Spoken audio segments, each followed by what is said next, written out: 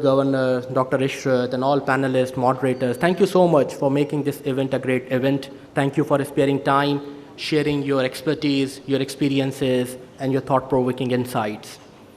Many thanks to our sponsors as well for generously contributing to the event.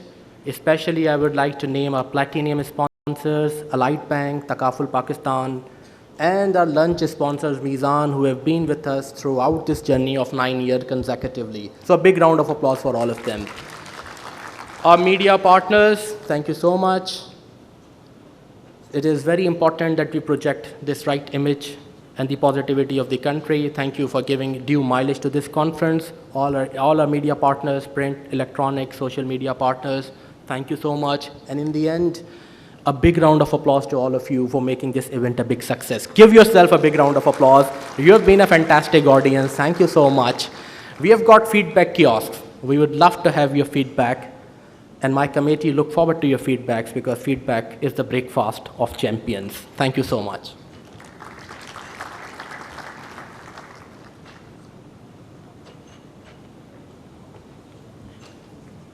Thank you, Khalil. It's very nice to always hear exactly what is the thought process behind the end product. And the end product has been improving and getting better and better every year.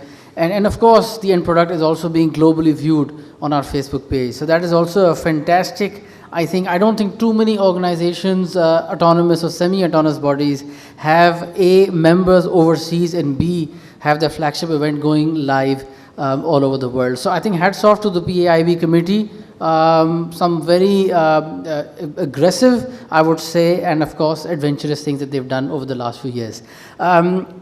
We are now heading towards the second half of the conference, but before that we have a Battle of the Brains quiz that is done on Facebook, and we have the budding accountants all over Pakistan, and they are quizzed on almost a weekly basis, and based on a very stringent evaluation process, we have 4 winners. So we're very happy to have them on stage, and may I please request Khalil to come back on stage to give out prizes to the winners. So with your with a good round of applause for them, of course, Ali Hussaini, Zahid Nagda, Muhammad Raza, and Asad Numan. So well done, and thanks for participating, and I'm sure the rest of us who are here can also go back and see what the quiz is and continue to participate. If the other winners are here, can I also request them to come on stage quickly and take their prizes, and of course the photograph, and of course if you have loved ones anywhere else in the world, they can see you right now. Okay.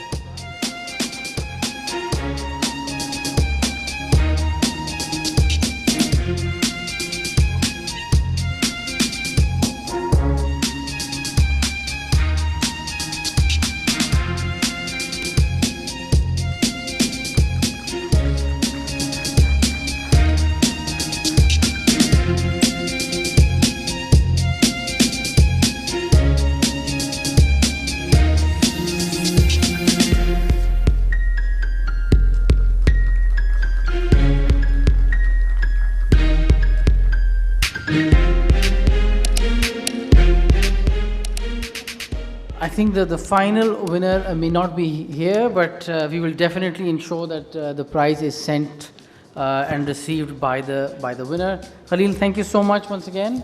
We will now move to the interesting part of the day. I think historically we've always said that chartered accountants lack interpersonal skills. I don't think so. I think amongst our family, amongst our friends, we can be the funniest people around, and even on our own. I mean, it is a perception that is there. I think all we need to do is be ourselves. I mean, when we just look at the people networking around the conference in itself, you can see the personalities coming out. And it's just a matter of bringing the personalities out in the workplace. We also spoke about innovation. We spoke about the digital evolution.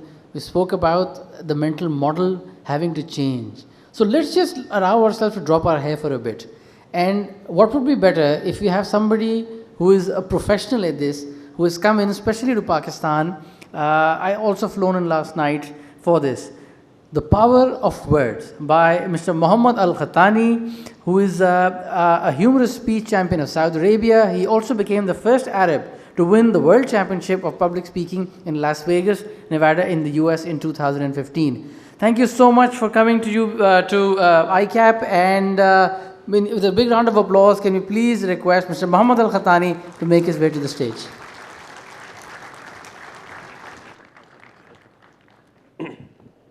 Test. Ladies and gentlemen, good afternoon. Assalamu alaikum.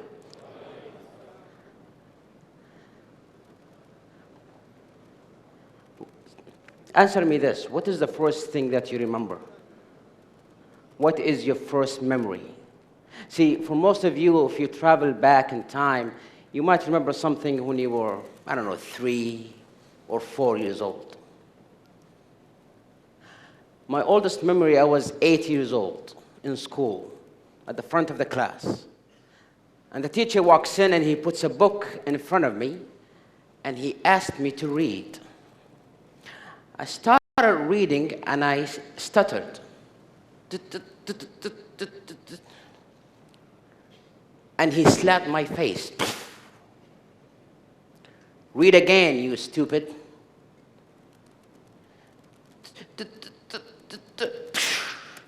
I said, read again, you stupid.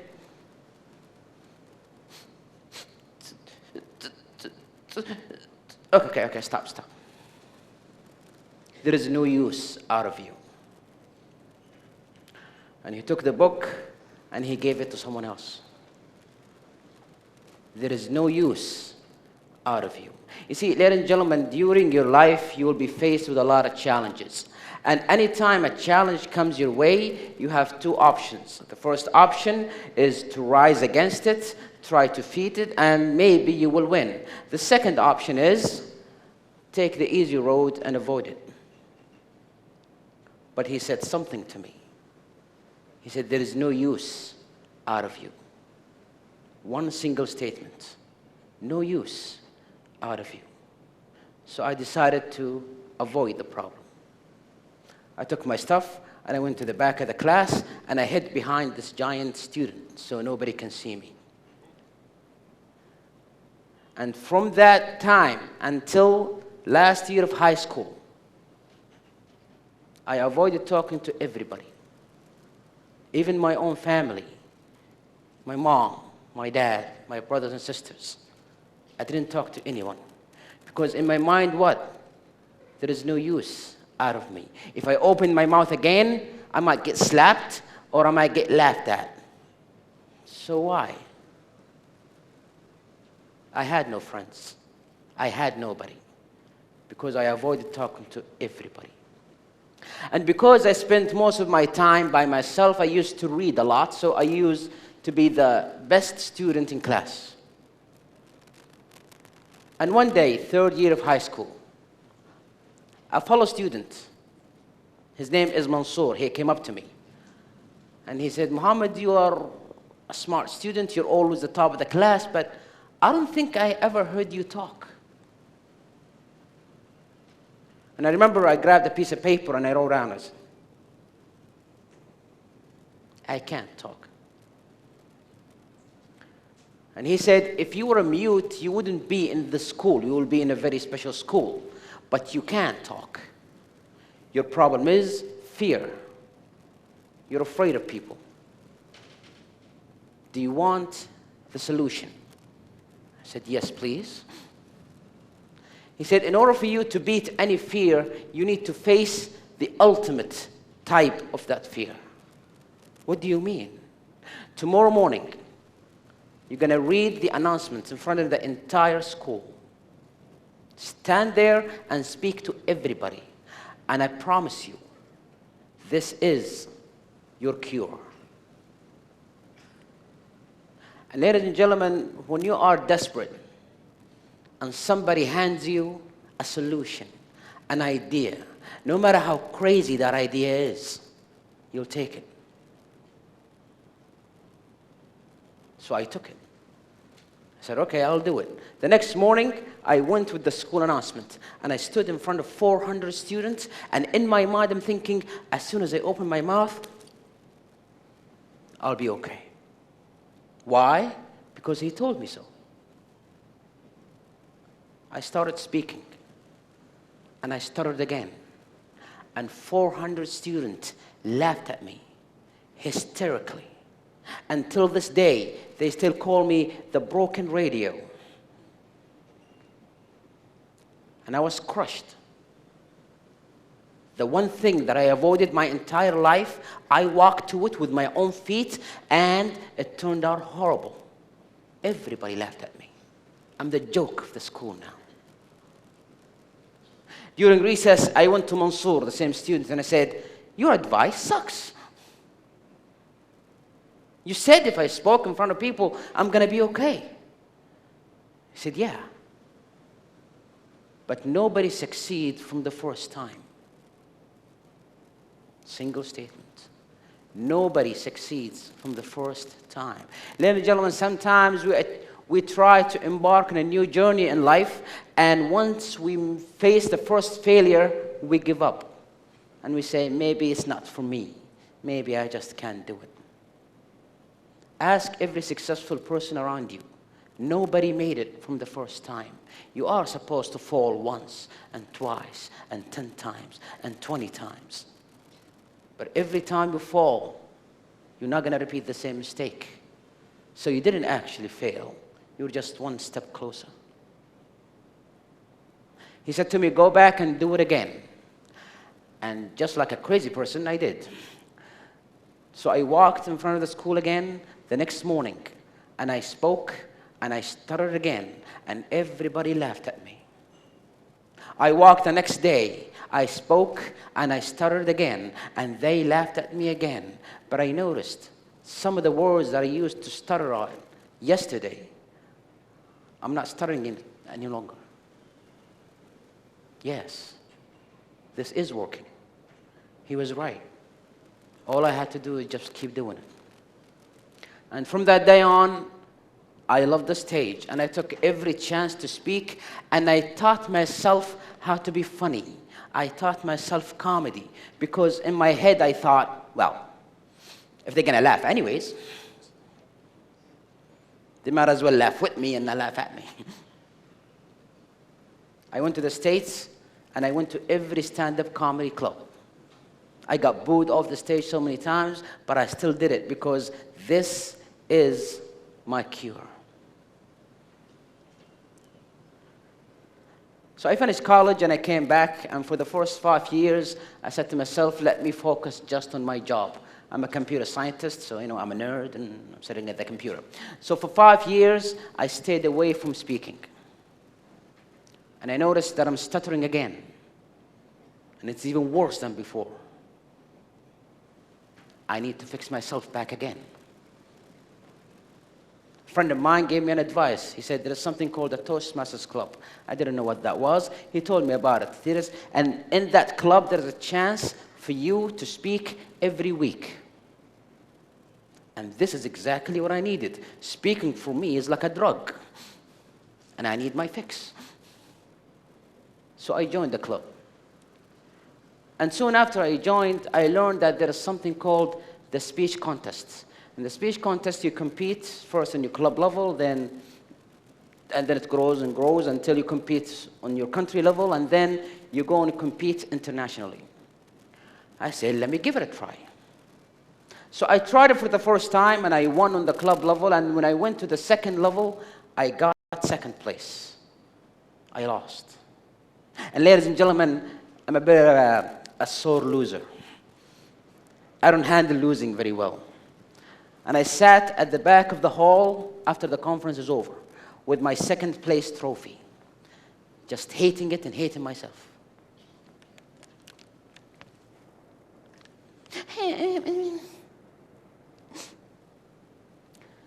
And my club president at the time walked up to me and he said, Muhammad, you did an amazing job. Everybody loved your speech. I said, yeah.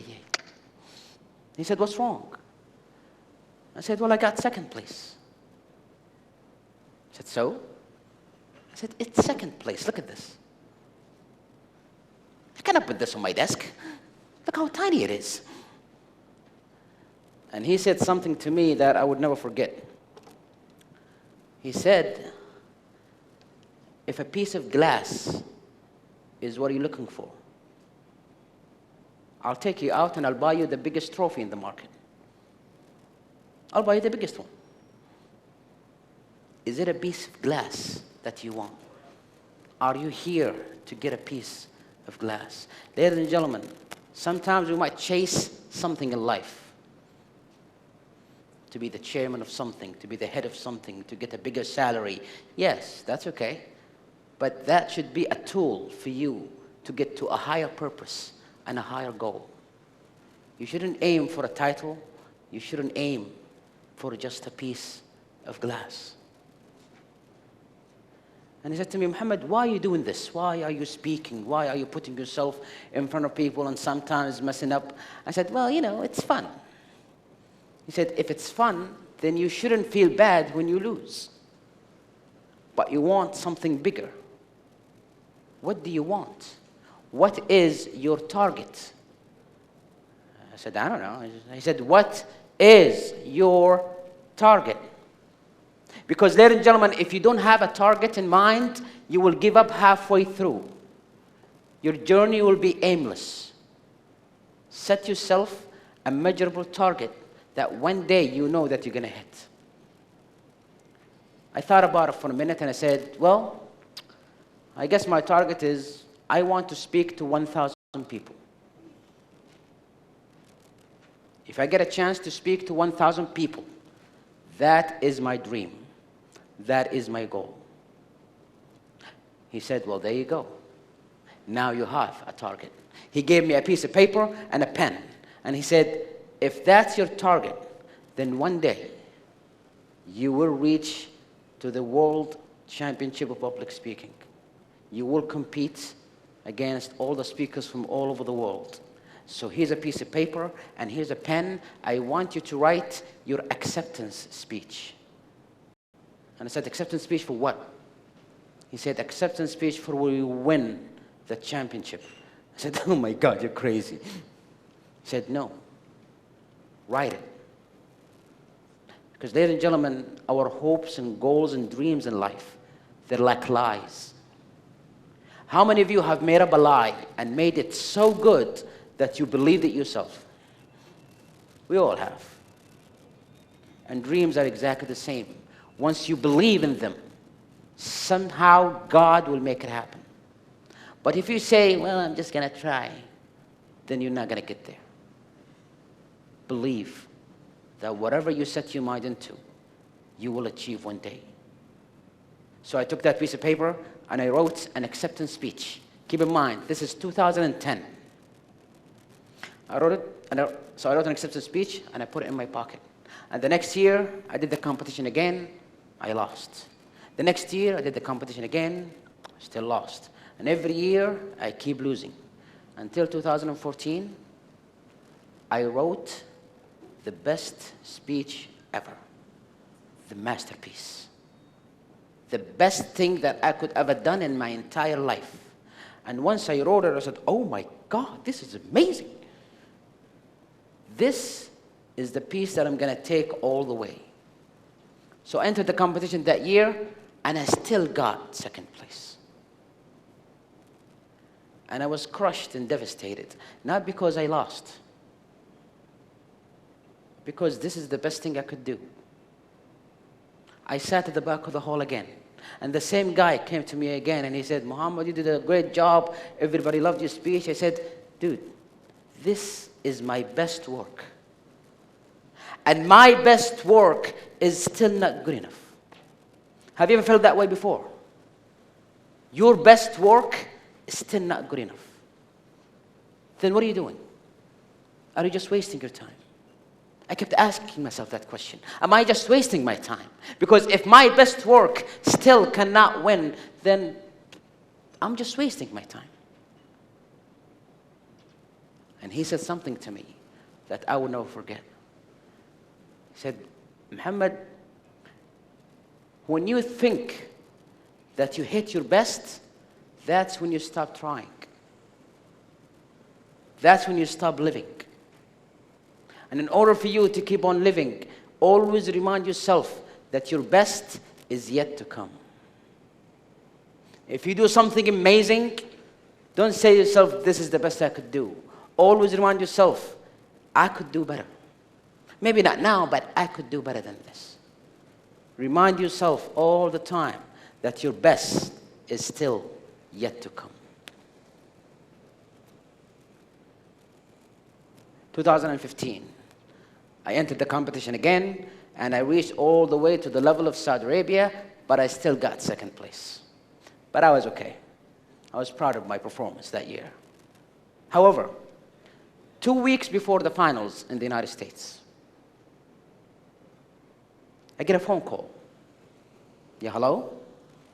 Yeah, is this Mohammed? Yeah. My name is Abdullah. I'm the person who won the championship of Saudi Arabia. I'm the one who's supposed to go and compete in the US. However, I just want to tell you that my dad is very sick. I'm not going to be able to